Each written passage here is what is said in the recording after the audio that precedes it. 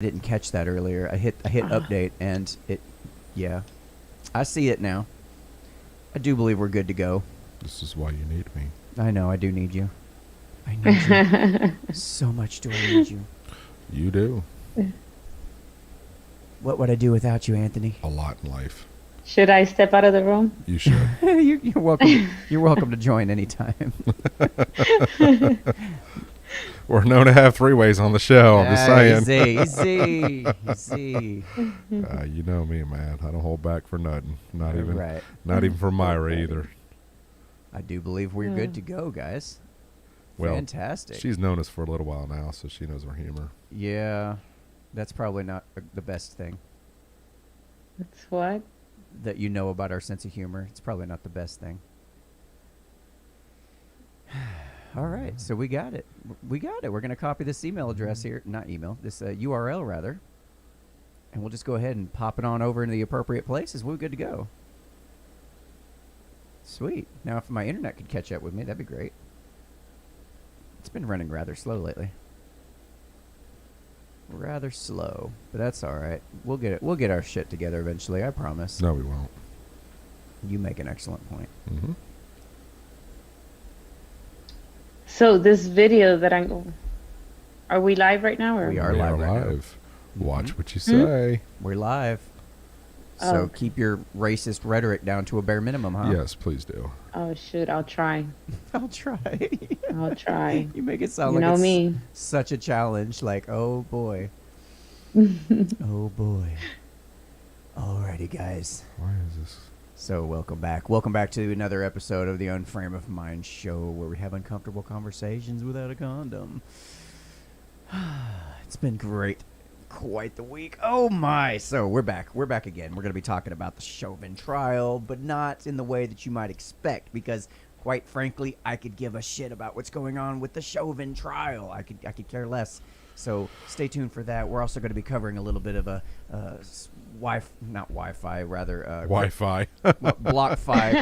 cryptocurrency type stuff. We're going to start the show off, though. We're going to speak with it's good to be back. We're going to speak with our friend Myra Gutierrez, who was going to give us a little bit of an update on the border and what's been going on and whatnot. And then I want to show you guys some little internet people who've got their panties in a wad, because, a sticker, all that on tonight on the Unframe of Mind show. Listening to the Unframe of Mind show, the place to have the most mind-stretching, unprotected intellectual intercourse of your life. Your hosts battle the forces of evil by lobbing fiery balls of truth, reason, and evidence over safe room walls. And we're back. What's up, homie? So what's up? How you been, man? It's good to be back. It's been, 3 weeks? Or something like that. I can't even remember. It's like I almost forgot what you looked like. Sometimes, you kind of have to step away to collect your thoughts and, and kind of reset. And I totally get it. Sometimes talking about the same issues over and over again can get a little depressing, and and so it seems like the more we talk about it, society just doesn't quite want to listen to us. Like, no, it's just, come on, guys. I think that we have a lot more to offer to the people who do watch, and there's a lot of other subjects that we can kind of tap into other than what's currently going on in our society, which is crap. Yes, crap is other things we can cover for sure. But yeah. All right, so I'm going to bring in our guest for today, at least for the first little while here, Myra Gutierrez. Welcome to. No, that's not it. Let's try. No. Nope, that's still not it. See, this is what happens when I try to produce. There she is. There she is. We found her. She's been here the whole time, guys. Hiding out behind. Thank you for having me on. And Absolutely. thank you for saying my name correctly after so many years. Thank you. I think I've always said your name correctly. Well, you have always, but there's people that know me for quite a while and they still don't say it right. So and for the ones that don't know, Myra has been a friend of ours for a little while now, and she's been so gracious to come on the show and kind of discuss a lot of the things that are currently going on at the border. And there's a lot going on currently. So let's go ahead and kind of get into that. So what's kind of let people know how far you live from the U.S. border? Like, what would kind of give people a description of what things look like for you? Sure. I live in South Texas, the McAllen area, and this is where everything is happening right now. When you hear the senators, the congressmen coming down, this is the area that they're coming down at. Okay. I live about 5 miles. I want to say I go by minutes, like 10, 15 minutes from the border, less than 15 miles from, I guess, from the border. It's very close. I actually used to live right across the border where you could hear the traffic in Mexico. I went to school at a place where people would go skipping to Mexico and come back on the bus, with a couple of drinks and go home. So that's how close we are to the border, and that's how safe it used to be, where we were able to go skipping into Mexico, go after a football game to the clubs in Mexico. Right. That doesn't exist anymore. Right now, there's a lot of illegal aliens coming across. There is about 185% increase from last year. Damn. And I do have numbers. As of yesterday, I got these numbers. There has been 600,000 apprehensions, 23,000 unaccompanied children. I can't say that word. Children traveling alone, 10,000 released without a court date. So right now, the Border Patrol are extremely overwhelmed. It's catch and release. These illegal aliens are coming directly to the Border Patrol, turning themselves in. They come and bring them to tents that's blocks away from my house. They do COVID testing there. Then they send them to the Respite Catholic Charity Center, where from there, they're given money. They're picked up by their sponsors, people that, I don't know if you saw the Alex Jones video, that's blocks away from my house. Wow. And they're taken into the bus and spread out throughout the United States. And a lot of them, we're not tracking them because they're sending them off without a court date. Oh, so It's a catch and release. I was always hearing that they were giving them a court date and they were just kind of not showing back up, obviously. But you're saying they're not even giving them a court date. No, they're not even giving them a court date.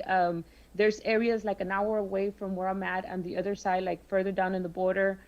One of my Border Patrol friends was telling me that they come in, they process them. At the beginning, they weren't even getting COVID tests. We went through a whole pandemic. Our businesses suffered. We went through a whole lockdown.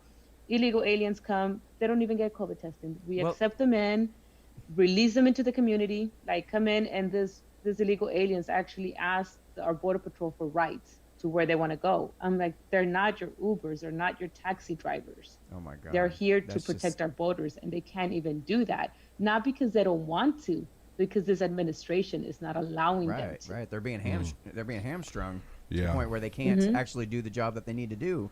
We heard about this going on in Afghanistan and Iraq and whatnot with the soldiers under Obama, where they're like, hey, we have a job to do. We could do it more effectively, but we're just being constantly undermined and hamstrung where we can't actually do, the job that we do. Yeah, and here's the thing, though, is as long as we've been doing the show, and over the last couple of years that we've had Myra on the show, things have been relatively calm at the border. We've had her on during the Trump administration and to give us some insight on what's going on. Now, what I want people to understand is with our show, we have guests on that are directly affected by the crisis that's currently going on.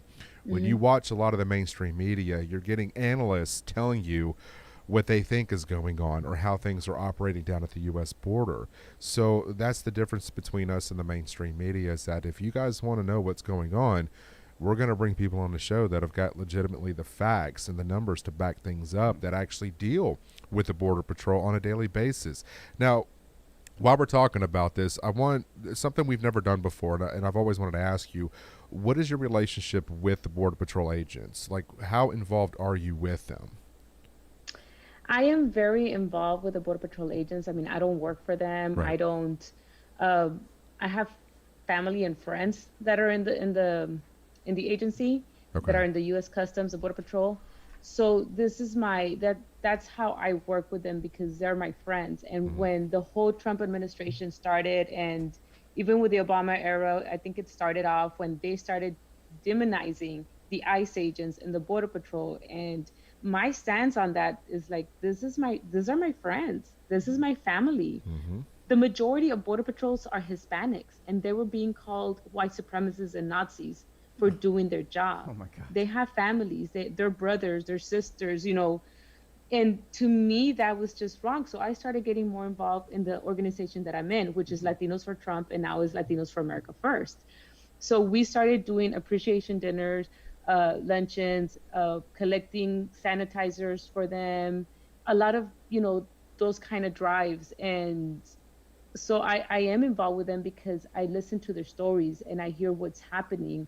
We work a lot with the Border Patrol Union. And I say work a lot, but kind of offset. We just see what they need, and we are there for them. Just So offering some whatever they need, additional like to assistance. collect items for them, to Yeah. appreciate them and show Right. them.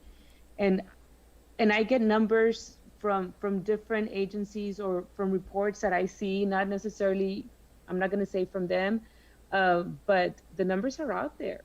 And that's what the media doesn't want you to see. If you go to the Border Patrol website, they're ditching out the numbers. If you follow the Border Patrol chief down here in the RGV sector, that's what they call the Rio Grande Valley, the RGV sector, daily he's tweeting about what's going on in the valley, in the border. But the media doesn't want to focus on that. They don't want to see that. And when the Trump administration was enforced, that's when the caravan started coming. And you guys know that I saw the caravan coming in, Yeah. Right. and I we remember exposed the charities. Yeah, I remember So, that. but Trump put a stop to it. He enforced the laws. And that is something that the Biden administration is not doing. They're not enforcing the laws. If we would just enforce the laws, I mean, a lot of control would happen. And I also work with angel families. That's also one of my connections with the Border Patrols. So the angel families are victims of illegal alien crime. So that's Gotcha. why I'm very passionate about this cause. And it's my backyard. It's my home.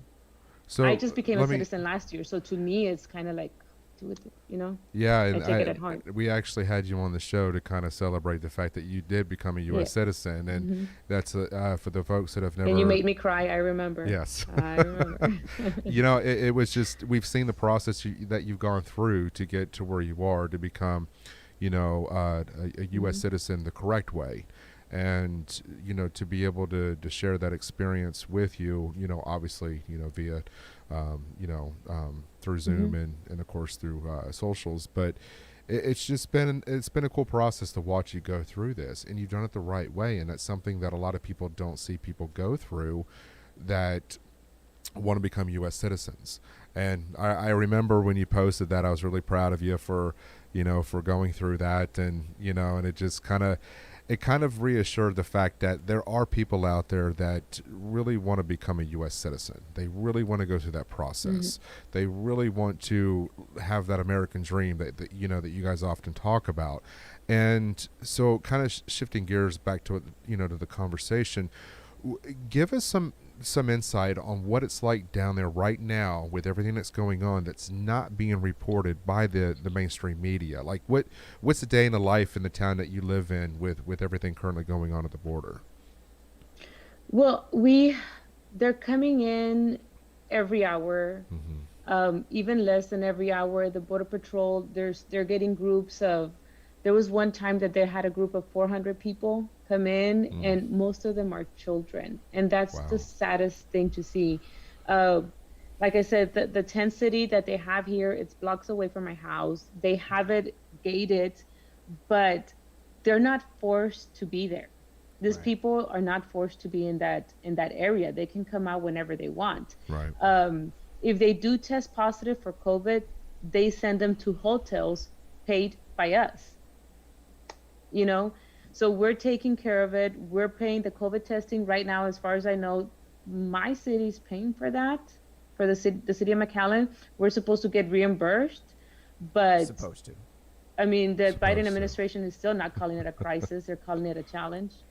Right. So- I mean, it's all about political framing and whatnot. You can't have the media down there actually speaking truth to what's going on because they've Correct. spent the last 4 years talking about how terrible Trump was and how terrible he was for putting kids in cages and Yeah, whatnot. And and- now that this administration's doing exactly worse than what they were describing before, we can't have that because now we look like idiots.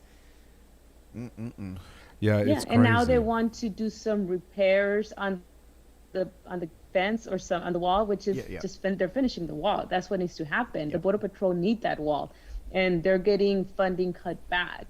And not to mention that people, illegal aliens that are now being released from prison for serving time, ICE cannot go get them. The Biden administration is stopping that. They're Right. released again into our streets. Before ICE would pick them up when they were getting released, the prisoners. Now they can't do that. So, do you Um, have any safety concerns right now? Like, what is the level of safety for you? Do you feel safe in your home?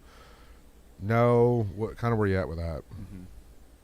the safety control, I I can't say that I feel 100% safe because I know that at any time they could leave, and I know Right. the magnitudes that are coming in.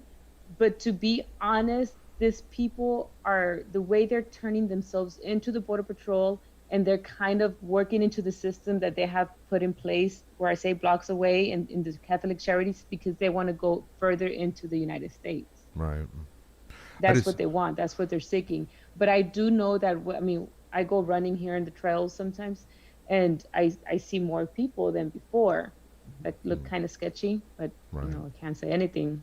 I mean, I run with a knife, with my switchblade, You're but not supposed to run just with for knives, security. young lady. But there's stories that are being told by the Border Patrol. I don't know if you heard about the baby that was thrown, the 6-month baby that was thrown into the river, Yeah, yeah. because Oh my the God. mother, I think the mother died, or she broke her legs, and the mother couldn't continue.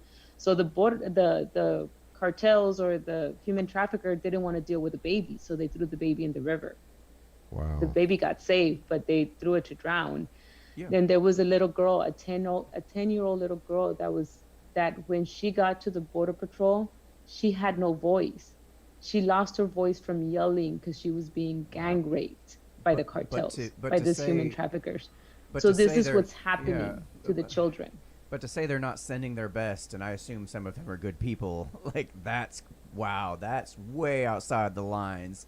But throwing a child overboard because you don't want to deal with it, that's sickening. That's sickening. So and it's just this, like I these are the mean, kind of people that are coming in, and just like they have open reign to do so. And there's a lot of people were waiting for Biden to come into office because they knew he wasn't going to do anything. Yeah, He's I not saw. a leader. Did you see the video that I think was it? I don't quote me on this. I think it was ABC that actually interviewed an illegal that did cross over, and he openly admitted that they were waiting for Biden to come into office before they made that crossover Yeah. into the U.S. They ain't that stupid. was That here. reporter was not expecting that response. They're not stupid people.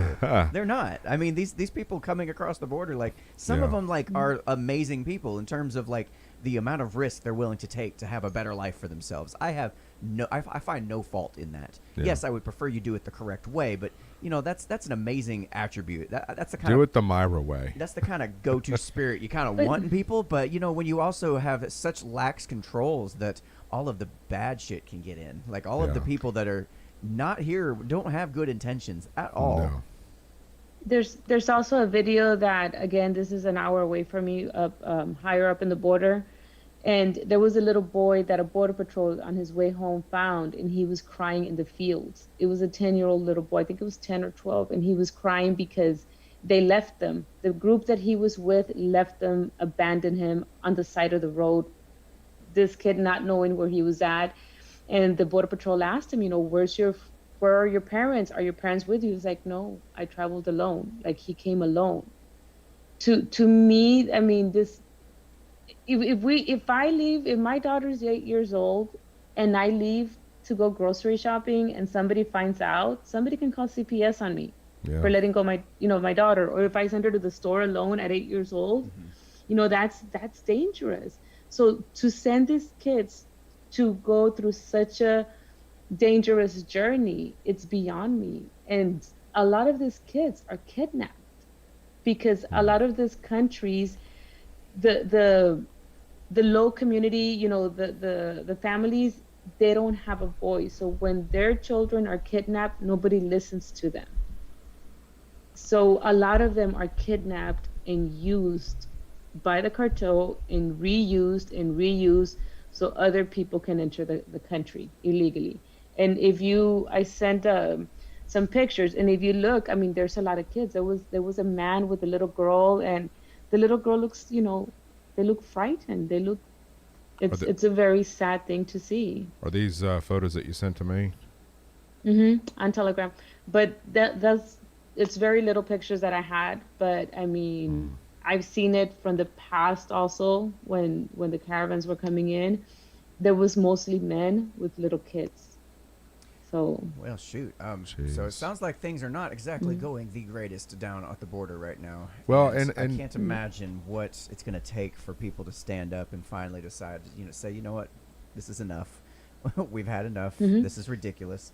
and quite honestly, it's very dangerous for a lot of us to talk because the cartels are among us. I mean, they're so close in the border, and Yep. they're on this side and on that side, so they're Yep. on both sides. So a lot of times, I mean, we want to do reporting, we want to be out there in the border, but right now it's very dangerous to be out there. Right on. Okay. yeah, I just I didn't want to go political with this conversation about what's going on down at the border, but it's kind of hard not to because it is under this administration. But I would hope it doesn't matter what aisle you fall under, or like what side of the aisle you fall under with this situation with the border crisis. I would have thought that somebody within the Biden campaign would just say, "Hey, we've got to get this under control." And think about, okay, well, we letting all these people in wasn't such a great idea. I mean, they're going to have to admit to the fact that this was not a good idea. What I don't understand is, and what I have an issue with, is that you have this administration that is locking down cities and telling people to wear a face mask and get vaccinated, and these states are kind of at each other's throats because Texas is in a position to where they went maskless, and you have other states that are still struggling for small businesses to get back up and going. All the while this administration is preaching, COVID safety restrictions, we have a large amount of people down at the U.S. border that nobody is wearing a mask, nobody is vaccinated, nobody is caring about anything that's going on with this pandemic. And I would have thought this administration, if you're going to lock down these cities and implement all these guidelines, this also would have fallen into the border as well, and it hasn't. So it's like it's really hard to get on board with anything that the politics the politicians talk about when it comes to COVID, because it's like you're doing one thing, but yet we see what's going on down at the border. So I don't know. I mean, if you're honestly going to see a second spike in COVID, it's going to come from the South. I really do believe that. I just. Well, I don't know. It's crazy times. That's for sure. It's very sad because, and also our governor should be doing more, in my opinion. We knew that Biden was going to be in office. Yeah. By January, we knew that Biden was going to take office. So knowing that, we knew what their objective was to open the borders. Yeah. So they should have been, I think, more things in place. There has to be more that could be done because it's not enough.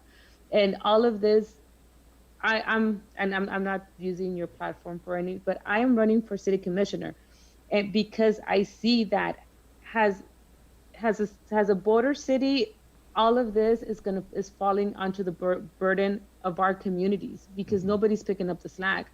When it comes to the economy, when it comes to the security, it's falling on us because everybody tells me it's the federal government. You have nothing to do with it. Well, the federal government is not doing anything about it.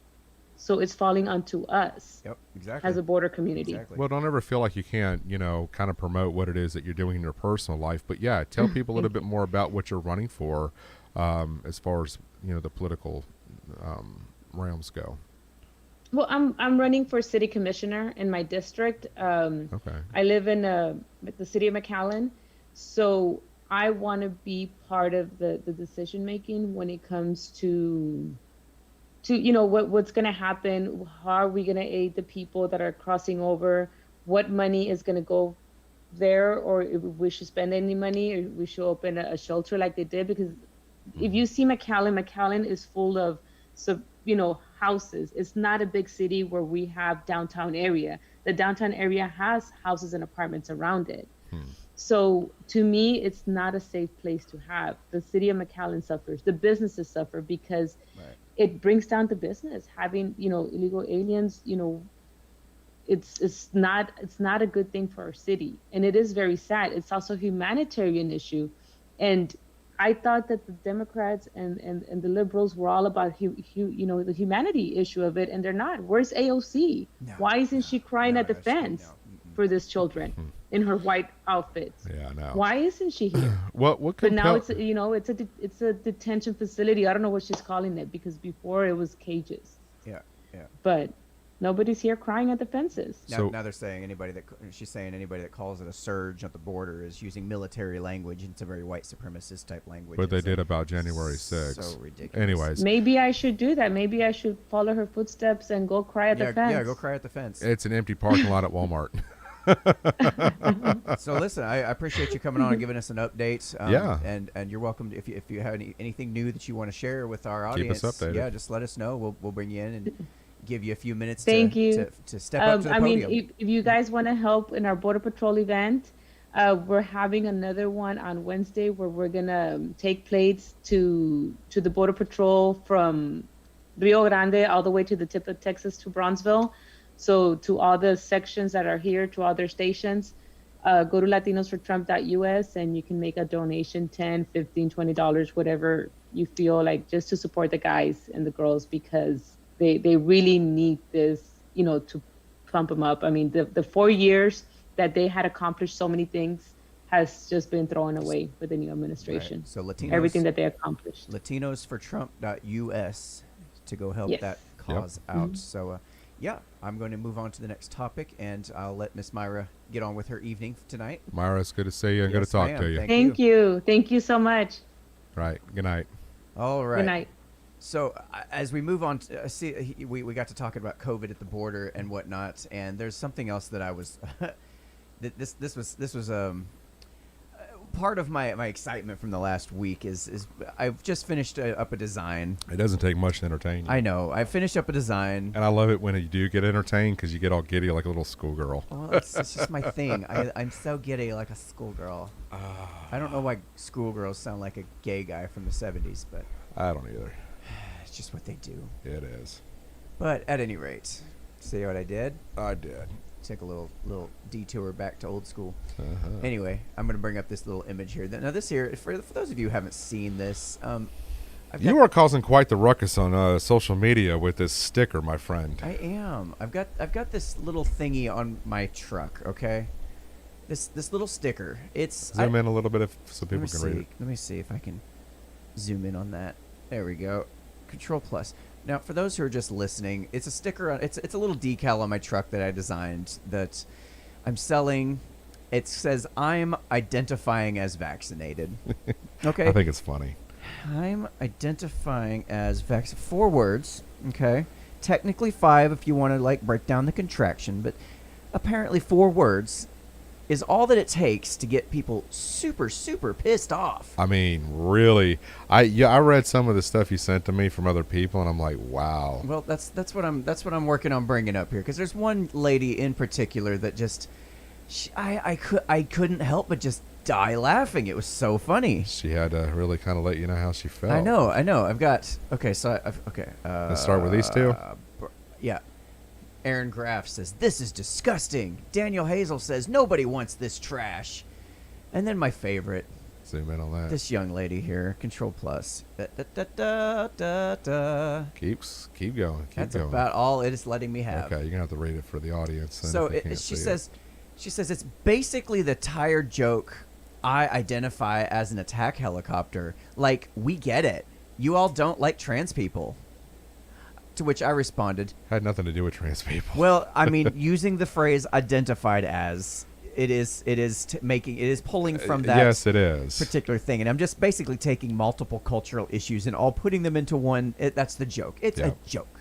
It's a sticker. Yep. Anyway, my response to her was, now I'm offended. My gender is listed as number 34 in the American Psychological Association manual as vaccinated. I hate to break it to you, but you're transphobic. She says, people's identity isn't a joke. Trans people are already heavily discriminated against. Some are even murdered for it. The people who kill them buy stuff like your bumper sticker and use it to justify their bigotry. It isn't funny. It's depressing. I said, well, you're getting violent. It's scaring me, Courtney. Please tone down the aggression. It's not very cool to discriminate against trans people, hun. Jesus Christ. You know, I can't with people. I love people on the internet. It's so much fun. You guys are great. Such troopers. But it's like people are getting so butthurt over this stuff. It's ridiculous. Yeah, I want this And then one. my favorite from HR.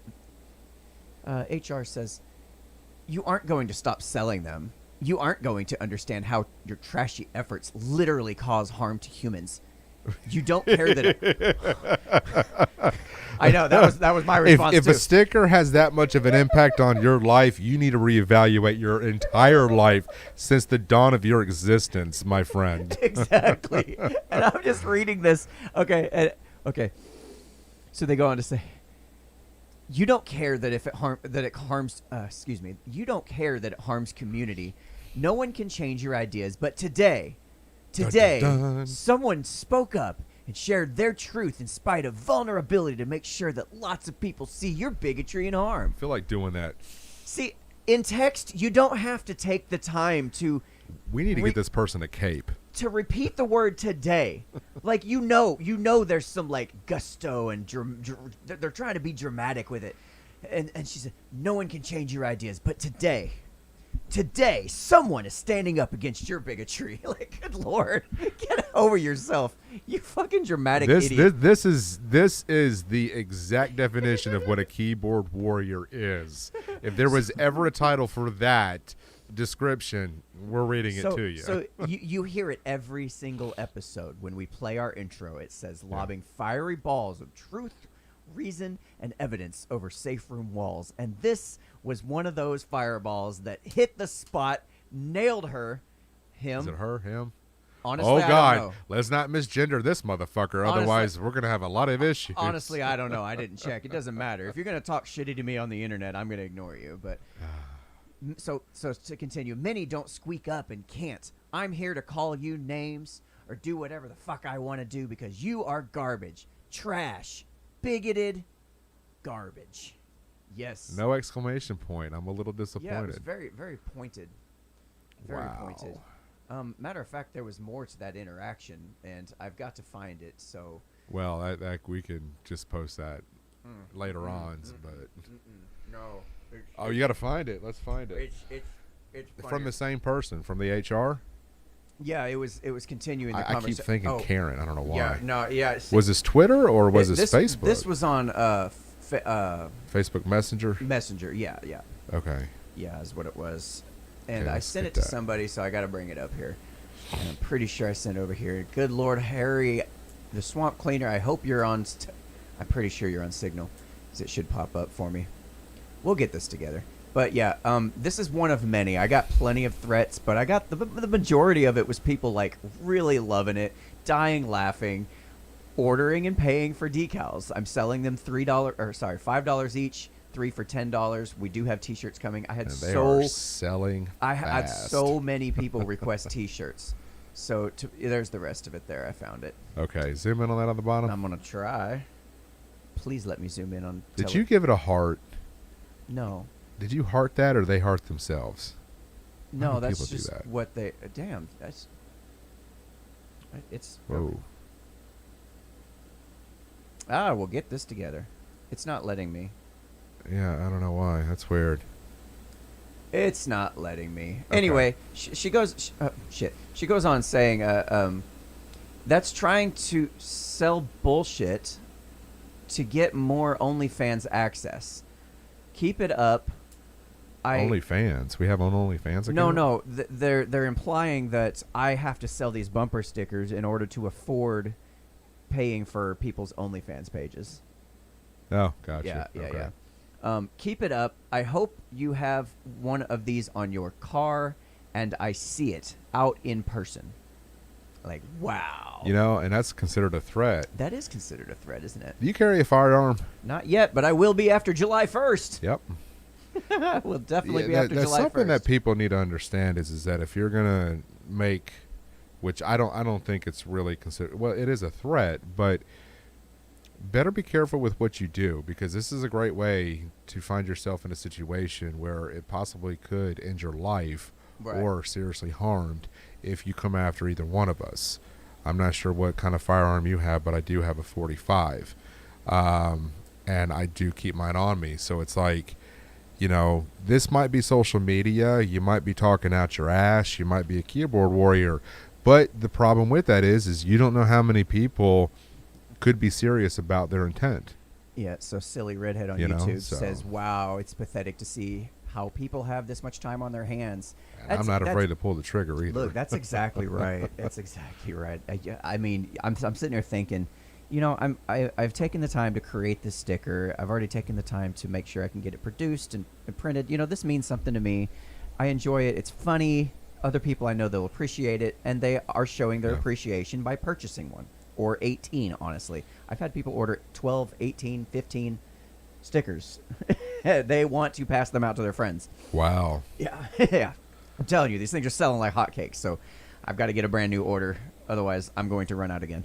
Anyway, it is interesting, though, how easily it is for people who are able to control their emotions. How many times have I seen something on the internet that I can just scroll past? Like, I don't agree with what you're saying. I think you're full of shit. I think your ideas are even dangerous. Mm-hmm. But do I take the time to go on their page and give them a little rant and get up on my soapbox and today I said something to you. Yeah, today was the day that I said something to you where other people can't speak up for themselves and somebody needs to put you in your... No, I'm not that indignant. I don't care. I don't have that much time. That's just got to be a not sad world to live in. And I've seen plenty of bumper stickers and decals and things that make fun of Trump supporters and I don't care. I just don't care. I don't give a shit because I can control my emotions. It's hilarious. It is so hilarious. And I've got people buying them because they want to trigger people. Because people are so easily triggered. It's hilarious.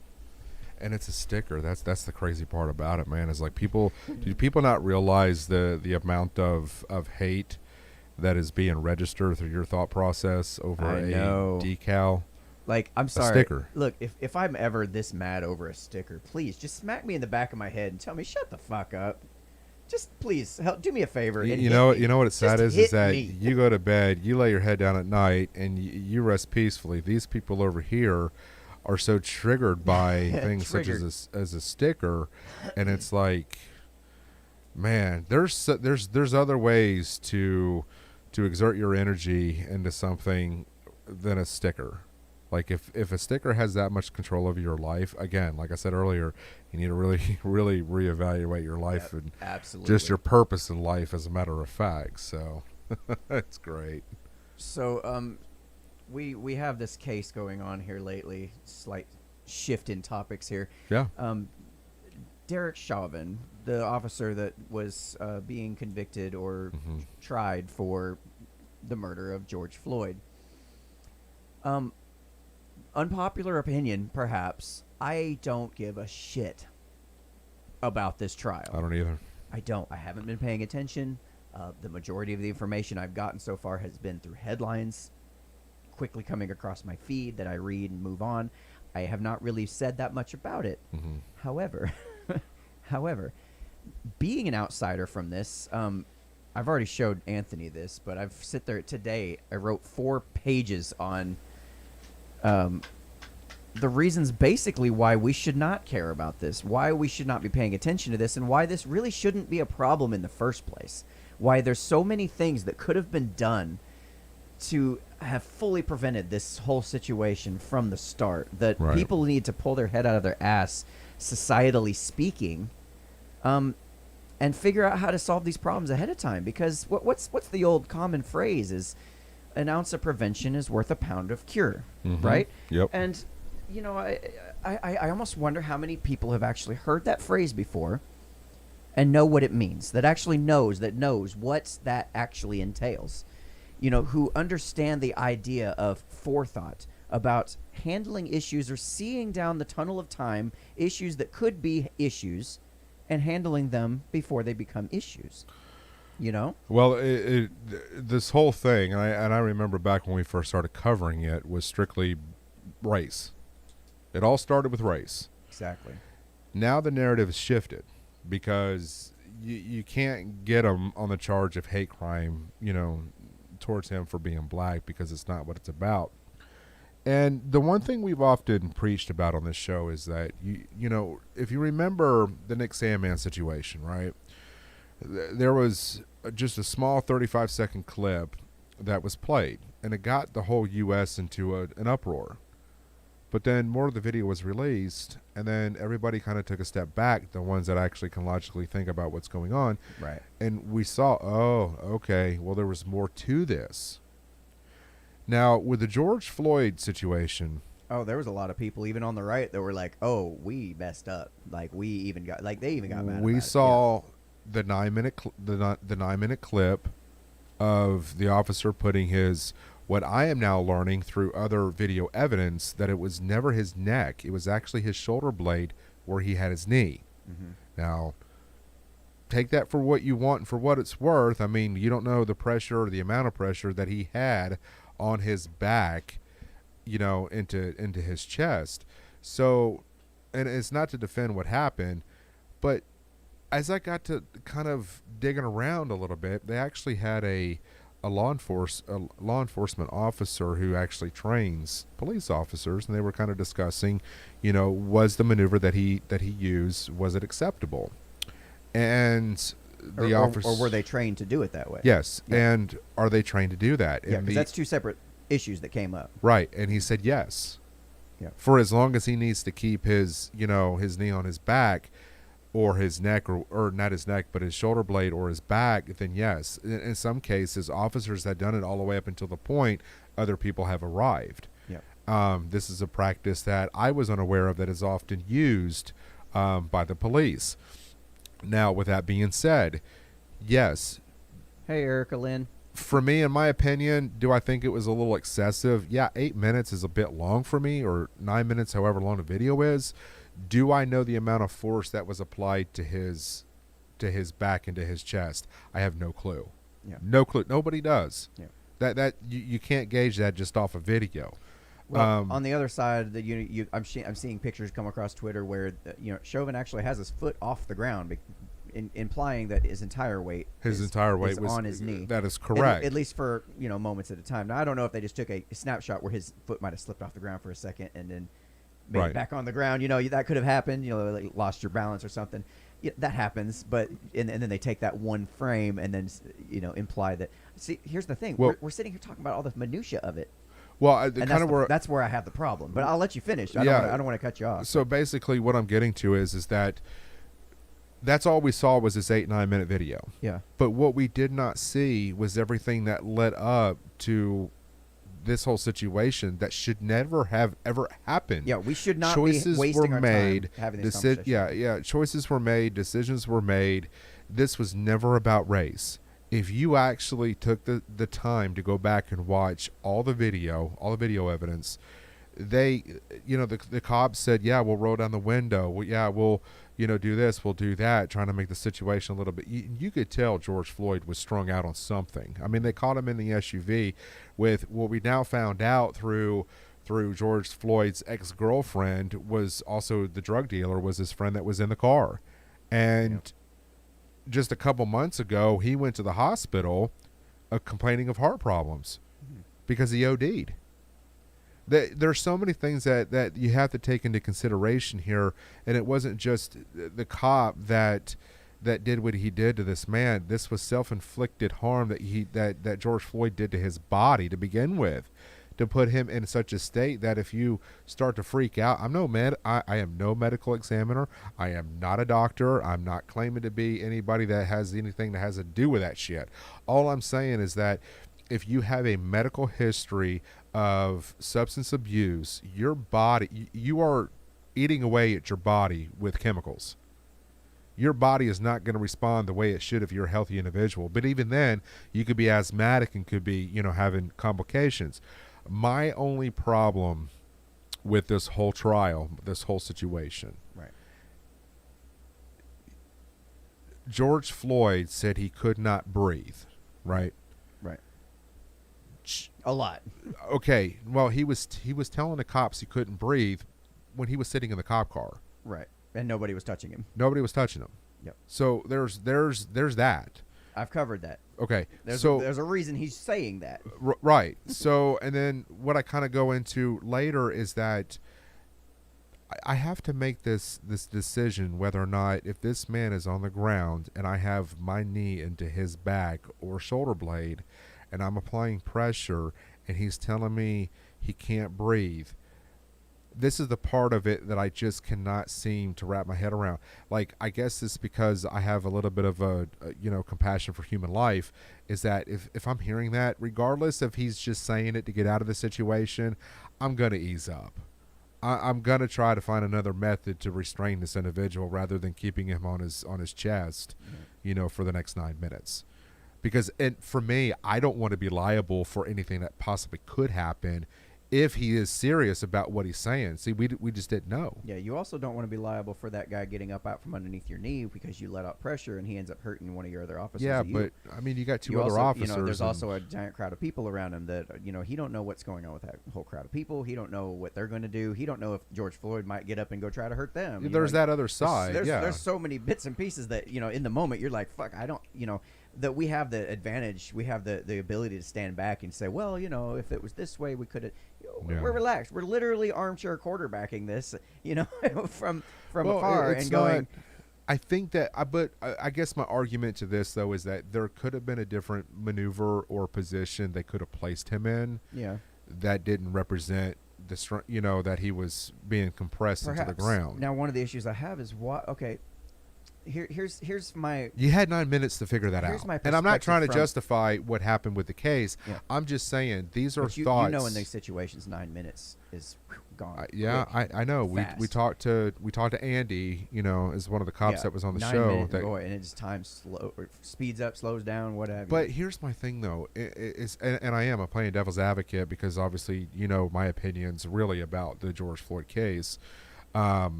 But I am trying to see this from the other side here. But you also had two other officers there. So you had three officers that could detain this individual, could have sat him upright. You could have put him in a position to where he could breathe. You got three cops. Now, the drawback to this is you got an individual that is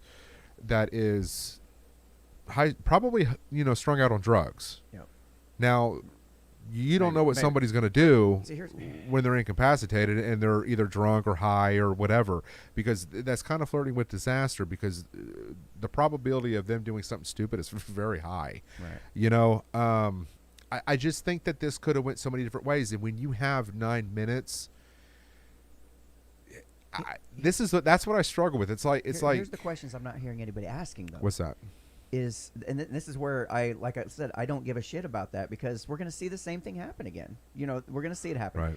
Because we haven't fixed the core problems. We haven't fixed the initial issues that got us to this point in the first place. And my question is, why did George Floyd feel the need to shove 3 times the lethal dose of fentanyl in his face in the first place? Well, they also found he was scared because he's going to get in trouble, because drugs are illegal. He's not supposed to have them. Why are drugs illegal? I'm like, this is a perfect example why we don't need to be having drug laws, period. I'm all for, again, and we've covered this before, legalize everything. If you whatever you want to put in your body is on you, buddy.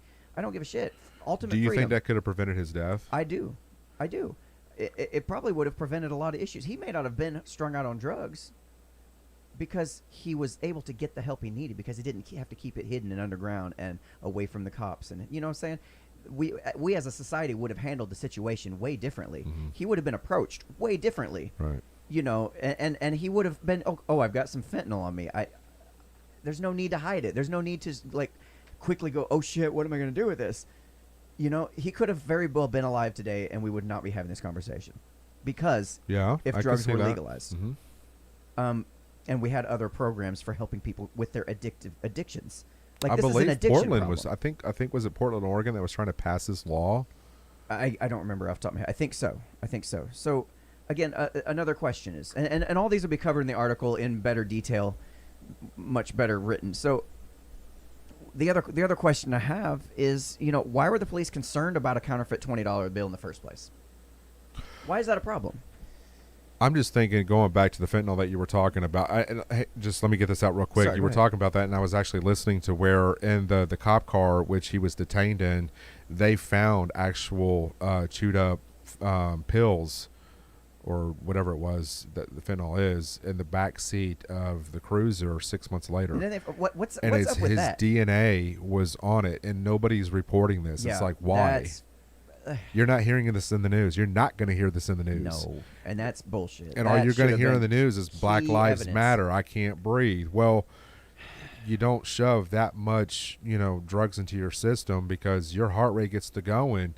Your breathing starts to pick up. But yes, I do agree with you to some extent that if drugs were legal, this whole situation could have been avoided. That's just one of many. We can have a that- whole conversation about And that's drugs what- being legal, right? but That's not where I want to go with this. But that's I just know. just trying to look at it from another perspective that maybe the two sides have not considered. Right. Because the two sides are white officer, racist white officer This- kills again, black it's not- man. it's not I know, race. I know that, Yeah. but that's one side's perspective. They are convinced racist white cops are killing black men, No. and this is another example of it. You That's cannot- one side's perspective. You The had other a black perspective- officer that was there. You had an Asian officer was there. I know this, and you know this, but the narrative that they're being fed. Yeah, I and understand the And again, narrative. the media narrative. That's another issue. We'll Yeah, get into that. right. That's also covered here. There's so many things that all coalesced and all kind of came together to make this situation what it is. And it's a big thing to unpack and because what's- so much went Yeah, down. right. So what's the other side of the argument? The other side is, black criminal, or not even black criminal, just criminal takes, gets in trouble and takes drugs and dies of it. The officer was just doing his job, or whatever. It's not as a nice. Here's the problem: it's not a nice, clean package. So it's a lot harder for people to just have a, Black Lives Matter type response to this from the opposing side. I'm not even coming from either one of those false sides. Those are just two completely made up false dichotomous sides. They don't exist. Right. Okay? People think they exist because that's the shit they're being fed in the news. That's item number 4 or 5 on my list. I don't know.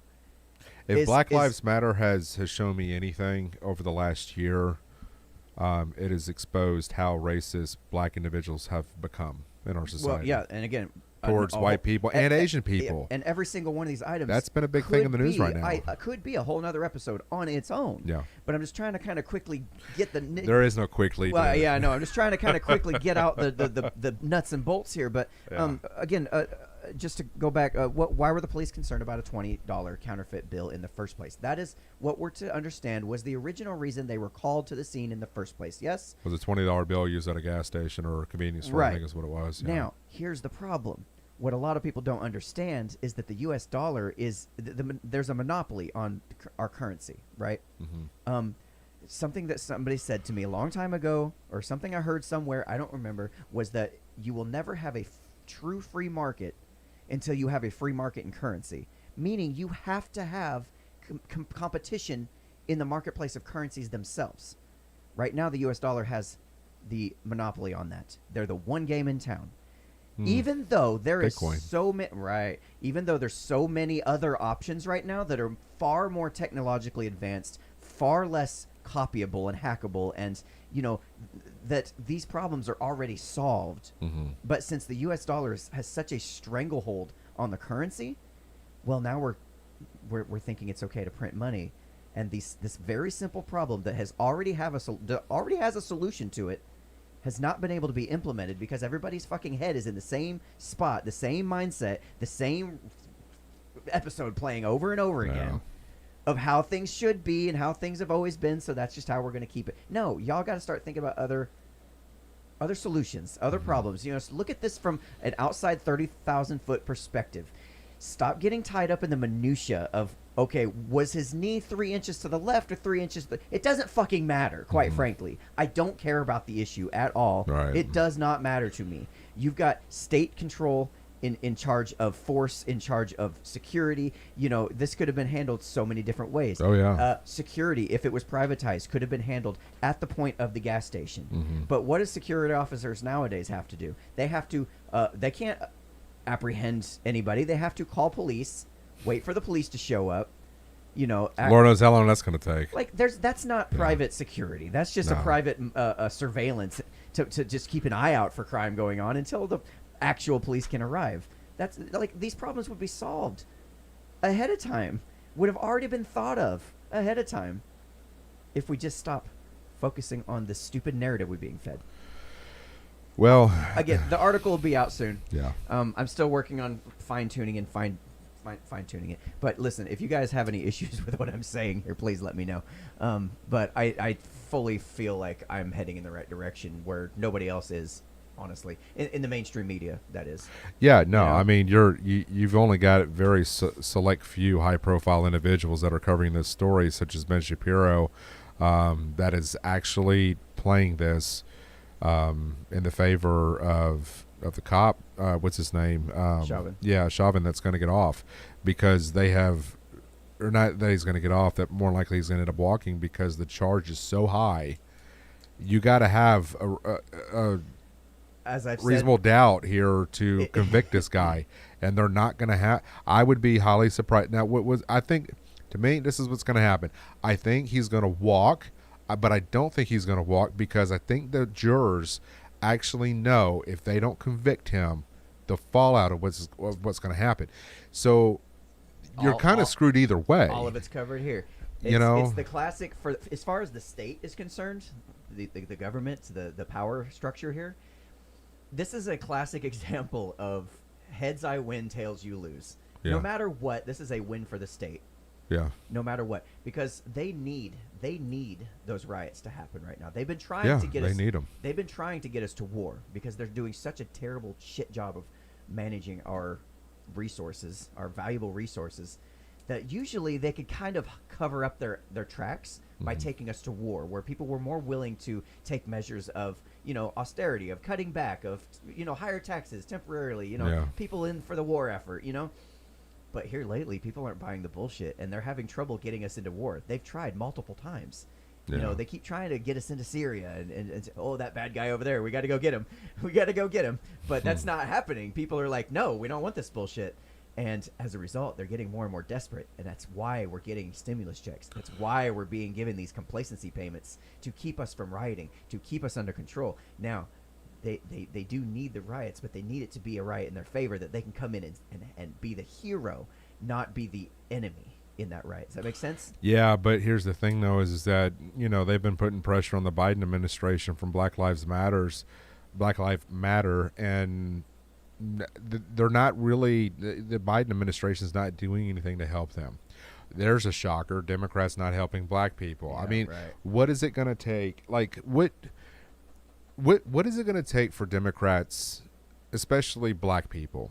And I don't like calling them minorities. I never have. It just sounds weird to me. Yeah, just on a technical level, they are. Yeah, I understand that. But yeah, to me, they're Americans, so they're not considered a minority. But when are black people really going to wake up to this shit? There's a lot of them.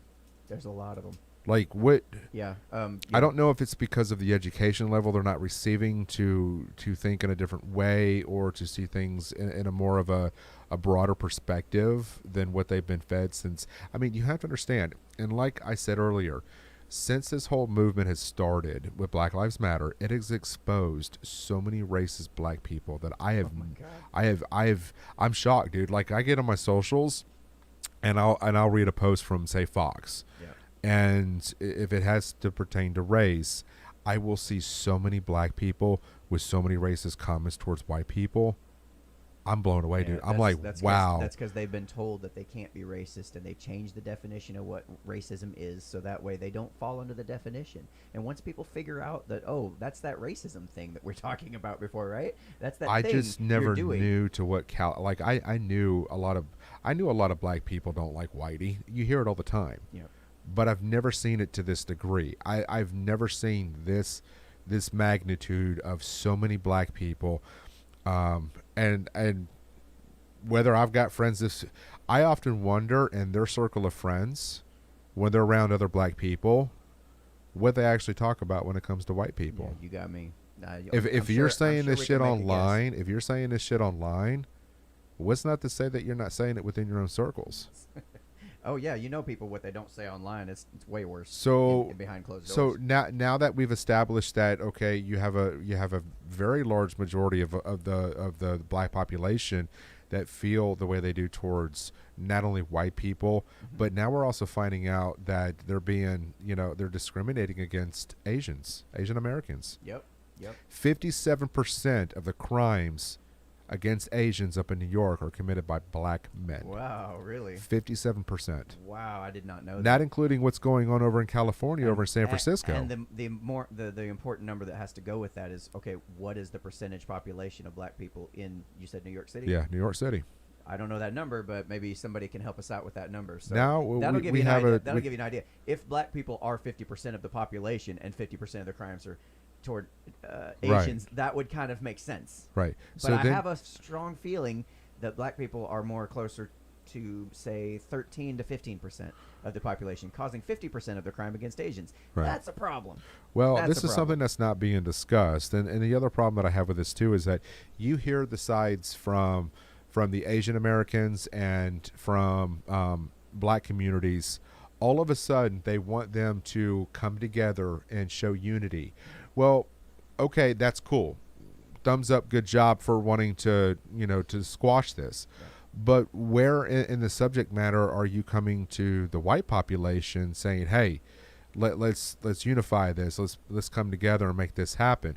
No, that doesn't happen. The reason why is because the whites are the majority. Yeah. So you have two demographics of people that are considered the minorities, which again, I don't like using that word because we're Americans, but they seem to want to coincide with one another when you have one race beating the shit out of the other race. And now they're saying, hey, we got to stick together. We're considered minorities. Y'all need to knock that shit off. We need to go after the white people. This is what I've been seeing. This is what I've been reading. This is what is not being talked about. And this conversation needs to be had. And if I'm called racist for it, I will give you the biggest motherfucking middle finger you will ever see in your life, because it needs to be addressed. You want to combat racism? That's how you do it. You call it out. What percentage did I say? What percentage did I say the blacks in New York City, the black population of New York City? What did I say? I said 13 to 15%. Yeah. Harry, the swamp cleaner, thank you. He said the black population of New York City is 14.3%. Damn, nailed that shit right on the head. Yeah. I don't know, man. So That's, I agree. Big problem. Before we wrap up, we got a couple more things we want to cover, and after the show, we'll be doing our private group member only Zoom call that you can join. The link for that will be posted in our Discord channel and in our in our Discord channel and our Telegram channel. Links for that are in the description below if you want to join us for that and discuss these issues. So on a slightly different topic, one of the categories that we cover on the show are between social issues, relationships, bold ideas, and LOLs. Well, we're gonna grab one in the bold ideas category, and it has to do with cryptocurrencies in terms of some of the new innovations that's coming out through that. And there's Anthony's just kind of got on the bandwagon, so to speak, a couple months ago, and just started like really digging into it and chewing on this Doing stuff. a lot and of really research. Understanding, how the importance of what's going on here. Right. So, like, something you've been trying to drill in my head now for over a year. It's been a while. And it's okay. I mean, some people kind of a little slow to take, but that's all right. I was so bored with this shit, It's dude. all right. And I don't. And here's the thing. I'm almost concerned that you guys in the audience might get bored with it too. So we're gonna try our best to keep it as, Trust me, I was there. I'm living proof of this. Yeah, as entertaining as possible. And I've made so much money because of it. But yeah, that's just it. It's there's so much going on that people just have not seen yet. That don't understand. It's a technology they just simply don't understand, and there's a lot of it I still don't understand. So but I'm learning. Do you want to start with FileCoin, BlockFi, or I've got another one that I want to Let's start with that's BlockFi. Yeah. I've got a lot of money invested in BlockFi. Okay, so BlockFi. Kind of like your own personal bank account is what BlockFi is. Yeah. Tell people about what BlockFi is in terms of let's try to keep it as layman's terms as possible. Obviously. Okay, basically it's like having a savings account, and you move your crypto. You can move your Ether, your Litecoin, your Bitcoin, and I think it has an option for a few others. You can move your crypto and store it over in this wallet, okay? And when you do this, you actually accrue interest on BlockFi like you would in a savings account. Now, if you're familiar with, most current banks, you don't really acquire a whole lot of savings or interest, interest on your savings. My bank statements, every now and again, they'll send me a statement showing that I got 1 cent of interest earned. I'm going to pull up my BlockFi account. I'm not going to So, according to the Observer.com, BlockFi is a crypto management platform that lets you leverage your cryptocurrency and put it to fair use.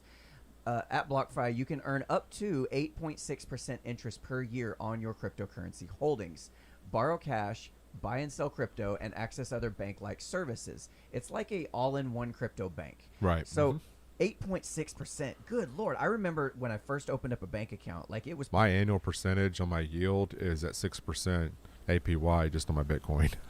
that's good. And that's not Yeah. that's not even including the amount that Bitcoin itself goes up.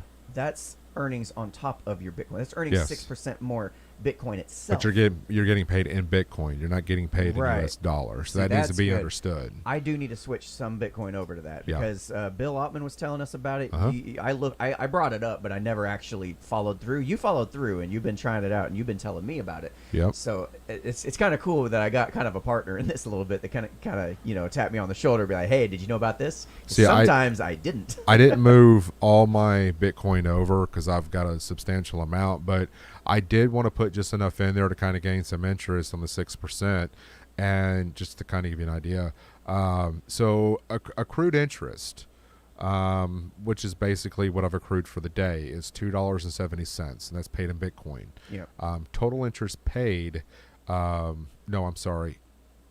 Yeah, accrued interest is just, since I've had it in the account, which I think I moved it over like a week ago. Mhm. So it's been $2.70. Doesn't seem like a lot. I don't have a lot in there. Total interest paid for the You're just day. kind of testing it out, though. So Yeah, is what I'm doing. That's Total interest paid is 64 cents on the day. right. So that's what I'm averaging per day. And the reasons, it may not sound like a whole lot, which it's not. Yeah, I mean, However, that's a way. I mean, 64 cents. That would take me 64 months at my bank account to earn that. exactly. I got my statement online, You earn that and in a day. I accrued 3 cents over the last 3 months. So about a cent a month is what I'm gaining Yeah, in interest. Right, exactly. And I've got quite a bit in my savings. It's kind of insulting, isn't it? It's almost like Yeah. listen, guys, if you need that penny that bad, you go ahead and keep it. You know, it probably costed them more than that just for the electronic transfer. So with my Ether, yeah, I've only accrued 30 cents. This is what I've accrued over there. Swamp Cleaner says my eyes are glazing over. LOL. So I don't know if he's serious or not. So let's okay. So you folks got a kind of a general idea what BlockFi is. If you have crypto, you can put it in there. And if you're just planning on holding it anyway and saving it, give it a shot. Throw a few bucks in there. Just try it out. See what you think about it. And let us Do you know. have a full Litecoin? I do not have any Litecoin. I've got a I full got coin. rid of it. I got rid of it. It's I doing don't- well. I don't believe in Litecoin.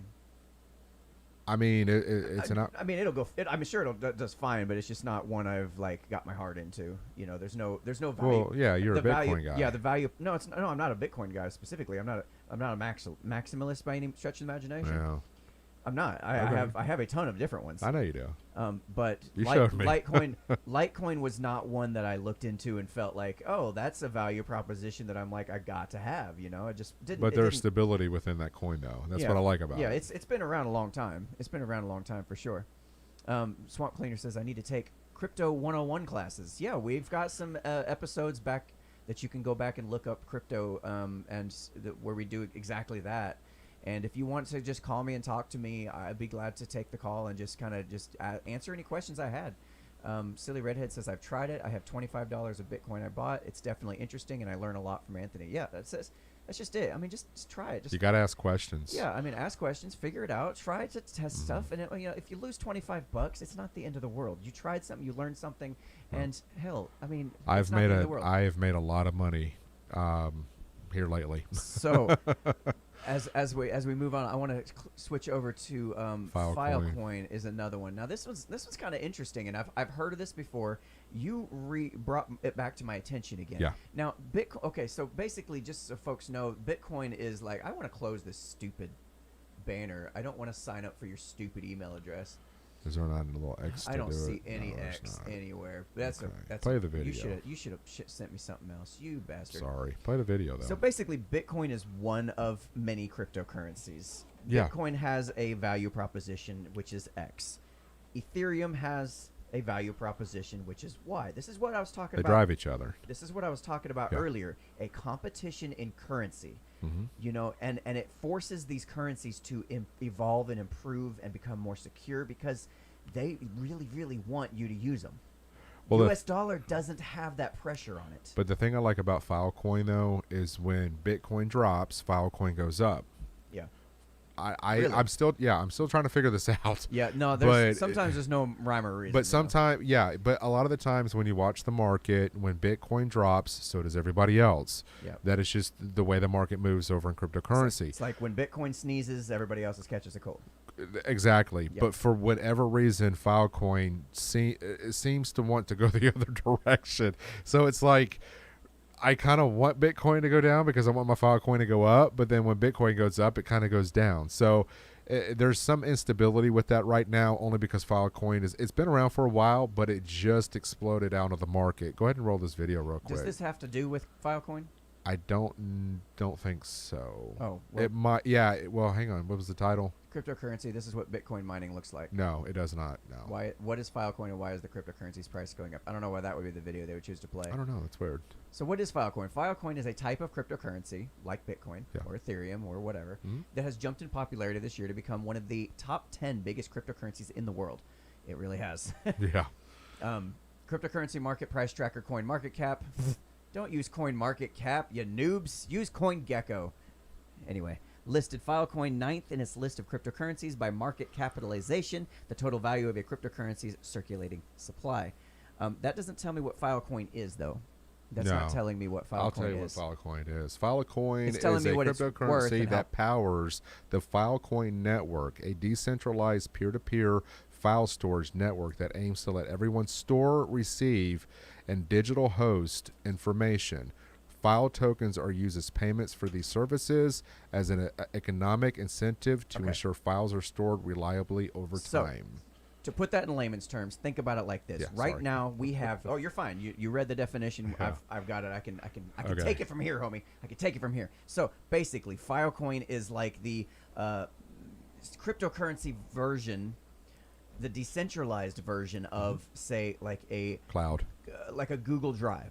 Google Okay, Drive. you put Dropbox. Dropbox, Google Drive. Now the problem with these things is when you send your files to Google Drive, all of those files end up way over here on some big giant server, which is essentially a giant honeypot for data miners or not data miners, but basically thieves that want your data and want to exploit that. Yep. It's basically a giant, huge pile of data that's just there waiting for people to have it. Or right? someone can just say, "Oh, I don't know, like Amazon, shut your entire social media company That's down." another issue.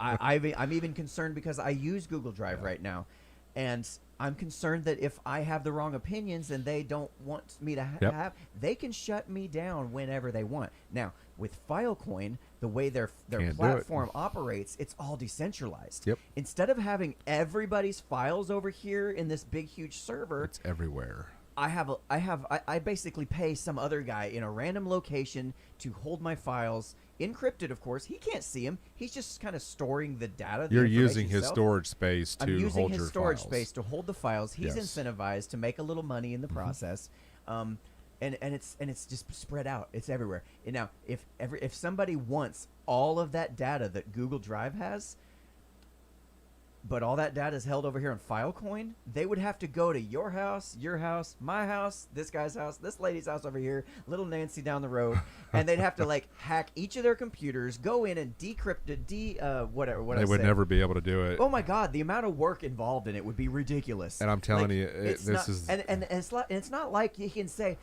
okay, so I need specifically Daniel Wagner's files. He's got some shit that I want to see. It's not like he can just go, well, where are those files at? Encrypted. They're over here in Ohio on a computer. No, there's no way to tell where these files are at. You just don't know. So it's completely like it's safer. Yeah. It's safer. It's more secure. You can't. It's uncensorable. And you don't have to worry about cancel culture coming after your social media site and shutting you down like they did with Parler. Who would have thought talking about storage would be so cool? Like I don't know. I get excited about these things because these are innovative ideas. These are innovative things. Yes. These are people solving problems outside of the system that make it like there's no government legislation that's going to protect your files on Google Drive. Nobody has control. None. Except for you. There's no legislation that's going to keep Google from shutting you down. They're a private company. They can do what they want. Yeah. So, what's the solution? FileCoin. FileCoin's a solution. I'm not telling you to invest in FileCoin. Okay, but what I am saying, I is invested. keep an eye on it. Try out their product. Yeah. When it's ready. I don't even know if it's ready yet. I need to actually look and see if there is a viable product usable right now that just the common everyday man can go and use. I don't know that information. I have not looked that much into it. But as far as the concept goes, I'm totally on board. I totally get the concept. It makes perfect sense to me. Yep. What the problem they're trying to solve is, and that's the kind of thing that I'm willing to invest in. I Okay? forgot to tell you about this. Hang on a second. Hey, going back to Bitcoin just for a second. Not Bitcoin, but going back to Our whole comment section's completely dried up. I don't. I know it has. I mean, this is the going problem. back to I talked about BlockFi. this stuff before, and it's like these are like I don't think people are quite getting how big a deal this stuff is. Like when the internet was first coming out, people weren't getting how big a deal, how world changing the internet was going to be. And as far as I can tell, what's coming down the road is going to make the internet revolution look like child's play. Like there's so many industries being disrupted right now from this stuff. It's unfathomable. Right Okay, so now another thing we did not cover over on BlockFi that I do want to discuss. Okay. Is that BlockFi is fixing to roll out for the first time anywhere. They are rolling out a credit card, a Bitcoin credit card. You earn Bitcoin every time you use this credit card. Really? And you get rewarded. The drawback, there's an annual fee of $200. So right now there's a waiting list, and over 240,000 people have already signed up, including myself, for this credit card. Wow. Okay. So kind of want to go into this. There's a number the of companies. specifics. There's a number of companies trying to do that right there, and it's really interesting to see which one's going to end up being the top dog. Yeah.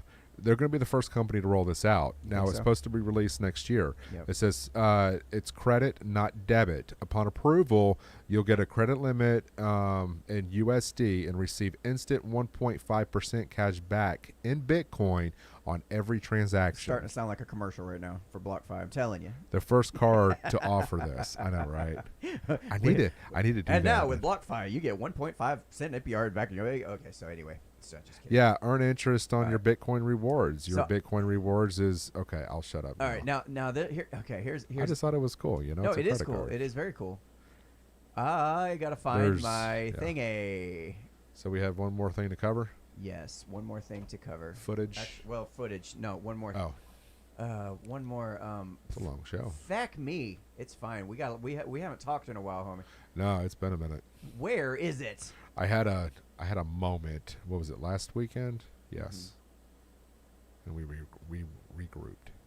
Okay, so there's a What game. are we doing? No, there's a game that I play on my phone Uh-oh. that's cryptocurrency based. Oh. Now I know you. I know. Okay. See, I know you don't care about gaming, but a lot of people do care about gaming, and you care about cryptocurrency, but a lot of other people don't care about. But there is a crossover here going on. A caveat to this, or Yeah, well, not a caveat. or just not a basically- caveat? Yeah. Okay, so there's this. It's called Wax token. Huh. It's the I've heard of this, yeah. World Asset Exchange. I've told you about Yeah. this before. World Asset Exchange, and what they're doing is fucking amazing, guys. Okay, now imagine You almost sound like you had an orgasm about this shit. Okay, there's a game I play. It's called Upland, and basically what you do is you go in the game and you can purchase properties with your UPX tokens. It's their native token, and purchase properties in San Francisco or New York City or whatever cities they have available at the time. And you can buy and sell and trade those properties, and you can develop those properties, and you Okay. can, you just you play around with it, and they recently, I'm sure everybody's heard of NFTs. I'm sure everybody's heard the phrase NFT by now. It's so much in the news right now. Yeah, everybody's A following for it. non-fungible token. Yeah. Wax has been on this way before NFT was cool. Wax tokens is what it is. The best way I can describe it, it is an exchange where I can take in-game items from one game and exchange it to another player. Where a game can't do like they used to do, where if you violate terms by selling an item online, they can shut down and ban your account. No.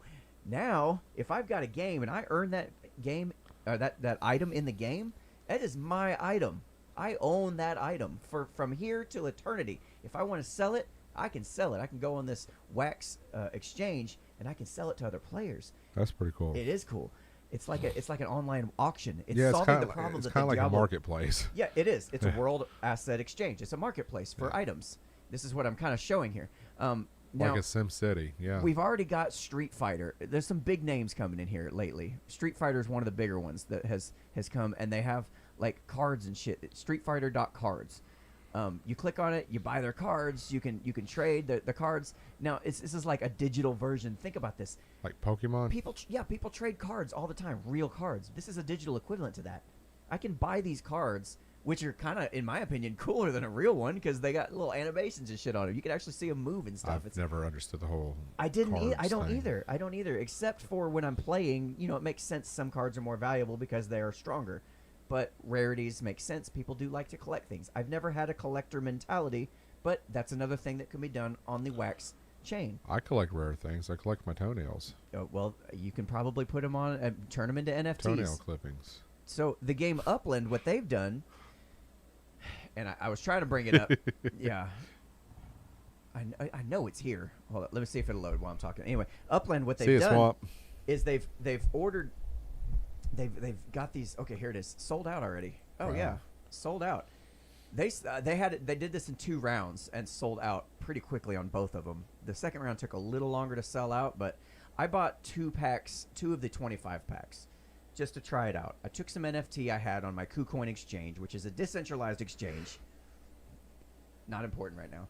And I bought two packs of 35 cards. Now, what happens is they are packs of cards like you would buy in real life. You go to the store, I collect Magic the Gathering cards. Yeah. That is one thing I do collect, but that's not because I'm a collector, but because I'm a player. I enjoy playing it. So I'll go to the store and I'll buy a pack of cards, and in that pack of cards, you have X amount of commons, X amount of uncommons, X amount of rares, mythic rares, or what have you.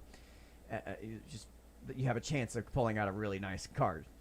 They've done the same thing, just digitally speaking. You got this setup where you can buy packs of cards, and then when you open the packs of cards, you have like these things these items you can use in game, or you can exchange them, and they're crossovers. So not only can I use them in Upland, but I can use them in another game. I forgot what the other game was. They're crossing over with. Oh, okay. But So the point is, it's like, think about I'm a Mario player and I've earned like the wing or something, whatever item. the feather. The feather, yeah. I've got a feather in Mario and I've earned it, and now I can take my feather and I can actually trade that, or I can use that in another game. Like somehow they've Mario Brothers take it over to Super Mario Brothers. or maybe they somehow have a crossover thing where in the Legend of Zelda, if you have this Mario Brothers item, Oh. it gives you special abilities. That's Yeah. stuff that was not possible before. Nope. It is now. Like, holy shit, to be able to take this sword that I spent forever getting. In the past, I just stopped playing the game. And As I don't a have it anymore. non-gamer, I am happy for you. No, I mean it's that really, is cool. It's just neat the way they're actually making Yeah. it, where things that weren't possible before are now possible. Yep. And it's all done through blockchain technology. Yep. Like, it's not just about the buying stuff to make money and buy crypto, buy a Bitcoin and hold it, and it's not about that. It's about actual revolutionary technology. Hold on to nothing. I trade it to make money. Right. Well, yeah, and it takes all kinds. It takes all kinds. But there's so many revolutionary type things that are going on that people just don't seem to understand. Nope. They just haven't quite got it. Like FileCoin, like we talked about, like this one. I used to do a whole segment on the show where we talked about the crypto innovation of the week or whatever it was. I don't even remember what it was And called, it but bored the hell out of I me. know, and I It was like, did. man, this is. I've still maintained that level of excitement because I'm starting to see people starting to get it now. They're starting to get it. And what an NFT is basically it's a non-fungible token. It is those cards. Just imagine a digital version of a trading card game card that you can trade with other players, but it's online. It's pretty much all it is. So, one last thing we have to cover before we head out tonight, and I appreciate y'all sticking in with us. It's been a really busy night, really busy few weeks. There's a lot going on. Other stuff that I'm probably not even going to talk about on the show has been going on. But we got approached a couple times. Excuse me. For you were approached. Yeah, well, I mean, it was our email address that they hit, asking us to use or pay us to use some of our footage from the January 6th Capitol uprising, capital, yeah. as it's so And as you widely as you guys known. have seen, I'm sure I've got some really good footage. I was there on the ground, in person, taking footage and filming people doing what they're doing. Now, I don't want to get into the minutia of, we'll just take a few minutes to cover this. I don't want to get into the minutia of all the specific details, how much money we stand to make if we do, or none of that. What really I think you guys might find interesting and agree with even is the fact that as we're considering our options and thinking about whether or not to release the footage and let somebody use it, It's a moral dilemma. for royalties, we kind of have this moral dilemma that's set out before us, because we've seen in the past and recently that other people will do interviews and they'll think it's all on the up and up, and the next thing you know, the interviews are being released and they've changed things around. They've changed the order of answers to make the guy look like a total jackass. Yeah. They've altered the footage in such a way where, or they've selectively edited to make it look like something that it wasn't. And it's like, do we take that chance? Is it worth the money to take that chance? Now, we wouldn't be held responsible, obviously, but there's this kind of feeling that we were responsible. we would know it ourselves, even if our names weren't tagged to it. Yeah, there would be no, unless you went into the actual documents and stuff. Daniel has used the word minutia like 6 times tonight. It's a great word. It's a fun word. So I so mean, is the word milieu, just so you know. Yeah. I think the problem I struggle with this is that somewhere down in my conscience would be always telling me we shouldn't have done this. Shouldn't have done. If we did it. Yeah, if we did it. And knowing that we were responsible in some way of feeding people, along with the narration of this documentary, this, to me, in my opinion, would be propaganda to the world, not just to the U.S. citizens. This is worldwide. I mean, you're Leaving Neverland won an Emmy. Oh, by the way, the people that approached us are the people that produced Leaving Neverland Over on HBO. So yeah, and they do a lot of documentaries for the BBC. So it's not a small name that approached us by any means. That's the thing, and it's okay for me. What it would make, I would be more comfortable if we had some kind of assurance, some kind of guarantee, which we can't. There's no way. Get the director on the show. There's got to be some kind of guarantee that our footage is going to be used to actually be honest and tell the actual story about what actually happened. And I am in email contact with the director. He is the producer is in DC right now. I have a phone number for them. I will be talking to them. And it's just a matter of, okay, if I can get some assurances, some kind of guarantee that you're going to use it to just I want it on video. Tell the story. Don't try to manipulate it into your little worldview narrative. Just tell the facts. What happened? Because what I'm seeing on Fox News and what I'm seeing on CNN, 2 completely different stories. Yeah. And the truth is somewhere in the middle. Actually, the truth isn't even somewhere in the middle. The truth is actually both sides a little bit, to be perfectly honest. Yeah. Because there were people doing both things. All the things that they're saying were done, to some degree, were done. That's just it. But there's so many different perspectives going on that each side can take what they want and run with it. And that's what I don't want to happen. I don't want a Fox News style documentary made out of our shit. I don't want a CNN style documentary made out of our shit. I want a documentary that says, okay, yes, this happened and this happened, but also these things happened that you weren't aware of because they weren't as important to driving a narrative that drove clicks. Right? Yeah. Nobody's talking about the little old lady that was behind me walking with her husband with her little Trump flag and just kind of looking around like she was at a parade. How polite people were. Right. And she clearly wasn't sensing any danger, even though 20 feet to her left, we've got, pepper spray going on and flashbangs and stuff going off. She's just walking around like, hey, she's just here there to supporting the president. But you don't hear that story. And I would love it to have somebody actually cover that perspective. Yeah. The fact that there was many different people there with different reasons for being there, many different goals in mind when they got there. I remember you were telling me this was the politest riot. What was it? Riot, you said, or protest, or whatever it was, demonstration that you'd ever seen before. And I got to thinking, well, what do you mean by polite? Then you went on to explain how everybody was real friendly, even leading up to the Capitol. Yeah. And they're at the Capitol, you know. Yeah, like even as people are shoving in past each other, they're like, "Oh, excuse me, sorry." Like it was funny, man. That like somebody had walked by and accidentally grabbed my headphones because I was trying to like record and talk and use my headphones. Yeah. And they snagged it, and they're like, "Oh my God, I am so sorry." And it was just like that level of politeness, you took the time in the middle of this chaos to acknowledge that. Oh, I didn't mean to. Yeah. You know, mess with your headphones, made sure I was cool. Well, went on, like there was so much of that. Like everybody was just politely waiting their turn. But see, this is what we're not. This is what we're not hearing. This is what we want to be a part or to see in this documentary. If obviously we decide to go that route, is to hear these stories, because the only thing that we're hearing is what happened in the Capitol and the young lady that was shot and killed, and the dude in the Viking hat going in, into the actual chamber. And then it's just, to me, it's okay. There has to be more to the story, but nobody's covering this side as the side that we want to share with the world, because this would be a worldwide documentary that would be released. Right. To have that in our possession, to have that on our title head for Unframe of Mind is pretty cool if they went the right way and actually told this in a level playing field kind of sense.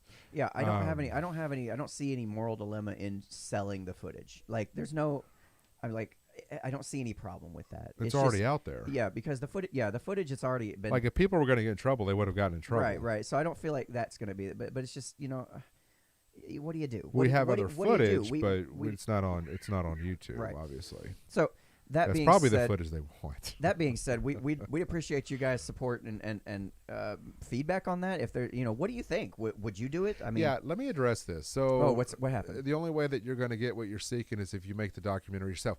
I've had a lot of people, approach me about this, only because Shane, who we've used in the past, for production, I've had a lot of people approach me. Why don't you just do the documentary yourself? Mm-hmm. First of all, it's cost. It is not cheap to do a documentary. Right. We definitely don't make that kind of money on. Well, if we can get some funding and some financial support backing for this documentary, I would love to do this. I would totally put my full energy into it. Yeah, that would be really cool to do. I've always wanted to do a documentary of some sort. We just don't have the financial backing to do. But the other problem we have too is yes, it's not really a problem. It's a good problem to have, is the fact that there was a lot of people who went to DC that and Chase knows. Mm-hmm. Chase himself was a part of that. Excuse me. And so there's not a shortage of people that would be willing to come on to tell their side of the story. Right. But it's timing. Maybe up to and including Enrique Tarrio himself. Well, he tried. He didn't get. Yeah. See, that's part of the story, isn't it? Yeah, it is. So we're gonna have to hit you up, Enrique. All right. So, lady says, how do y'all, Daniel? Your best bet is to produce it yourself. Anytime you give footage over to a media company, they will put a spin on it. Yeah, that's okay. Our main concern. But, so before we roll out, go ahead. I was gonna say, why don't we talk about this in the private Zoom call afterwards and have folks? Well, I want this on video because I want to throw this out there. Okay. So for anybody that's watching this video, I'm gonna clip this up into its own little private section to get this kind of dispersed out to the masses. But if anybody is willing to fund a documentary series of the events that took place January 6th, we have the footage. If you are willing to financially invest into a documentary that we will hold, we would love to have that support. So I wanted to get that out there, kind of discuss it. Maybe I can cover the cost of maybe publishing and distribution on that end. I can cover the cost of that. But the financial of actually doing this documentary, if somebody's willing to invest, because then we'll be the ones having to go and secure footage, from other people and whatnot. So we do have plenty of people. We'll be the ones that people will be worried is going to spend the. So that's that's interesting. Well, here's the thing, though, is that we have plenty of people that are willing to come on and share their stories of what actually happened that place. It would be a documentary that would be non-biased, obviously, and it's also as unbiased as we can be. Yeah, and this is something that if we were the ones to do this documentary, you're not going to find us anywhere else. I promise you that. Yep. So there's a lot of people that trust us. Alrighty, so there's that. If you guys want to meet us for our private Zoom call after the show here, just click the link below for our Telegram or Discord. It will be posted there for you guys. Until next week, we will continue doing what we do, and you continue doing what you do. And I'm running out of things to say, so good night, y'all. Keep your pants dry and your dick wet. Yeah, right. I've been your host, Daniel Wagner. Anthony Trey.